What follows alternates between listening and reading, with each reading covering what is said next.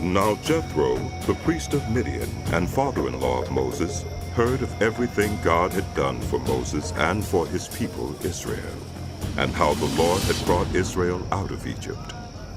After Moses had sent away his wife Zipporah, his father-in-law Jethro received her and her 2 sons.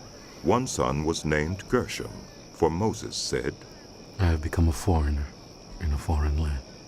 And the other was named Eliezer, for he said, My father's God was my helper.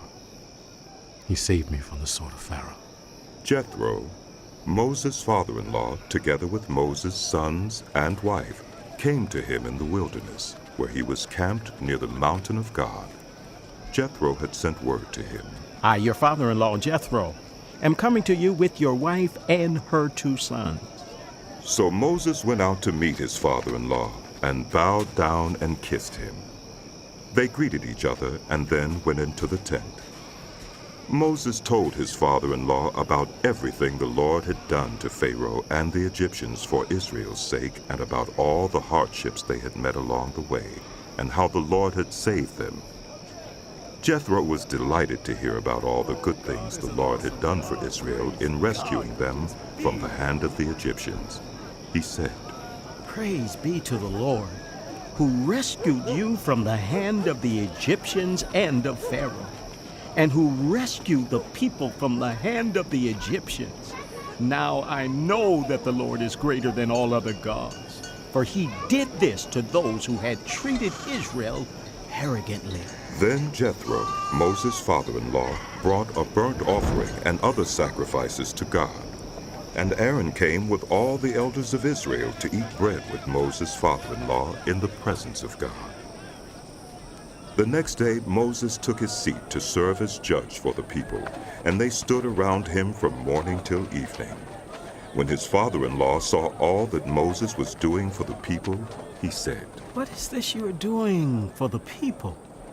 Why do you alone sit as judge, while all these people stand around you from morning till evening?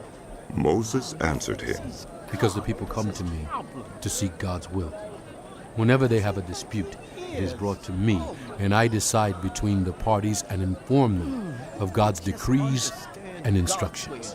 Moses' father-in-law replied, What you are doing is not good. You and these people who come to you will only wear yourselves out. The work is too heavy for you. You cannot handle it alone. Listen now to me, and I will give you some advice, and may God be with you. You must be the people's representative before God and bring their disputes to him. Teach them his decrees and instructions, and show them the way they are to live and how they are to behave.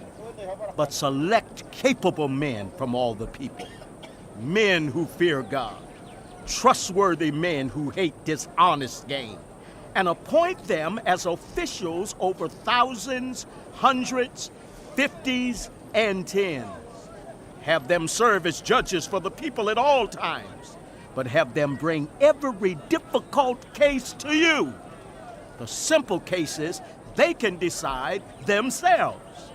That will make your load lighter, because they will share it with you. If you do this, and God so commands, you will be able to stand the strain, and all these people will go home satisfied. Moses listened to his father-in-law and did everything he said. He chose capable men from all Israel and made them leaders of the people, officials over thousands, hundreds, 50s, and 10s. They served as judges for the people at all times. The difficult cases they brought to Moses, but the simple ones they decided themselves. Then Moses sent his father-in-law on his way, and Jethro returned to his own country.